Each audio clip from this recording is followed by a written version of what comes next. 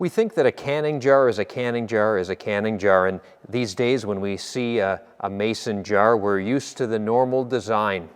It's the design that was the most successful and eventually adopted by all manufacturers. But there was a struggle, there was a process to determining what the best design would be for a jar that was supposed to preserve fruit. And here I have an assortment of these, and they're all featured in our upcoming sale. It's Ethan Miller from Miller & Miller Auctions, and we're here talking about our January 21st sale. Now, Hamilton Glass Works was a company that was in Hamilton, Ontario in the late 19th century, and they did make all kinds of fruit jars. But when you look at their method of sealing, they varied a fair bit from what we're used to seeing in later jars and more contemporary jars.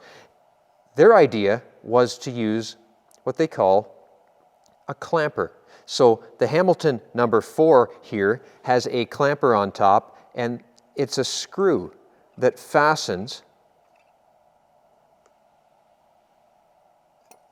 the lid. That's exactly how this one works.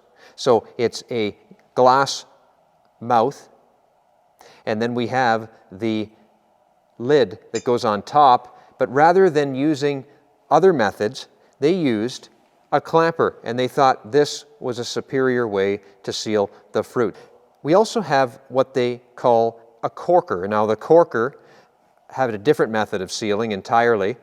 In this case, it's just a simple cork over an open mouth. It was designed to accommodate a cork. The beaver jar is the closest to what we might recognize as a fruit jar or sealer, with the screw top, the zinc screw top here, and it worked the best. It's the George Couleery collection of fruit jars, and you can find it all in the upcoming sale on January 21st with advertising and historic objects. Check it out online. It's at millerandmillerauctions.com, or follow the link below.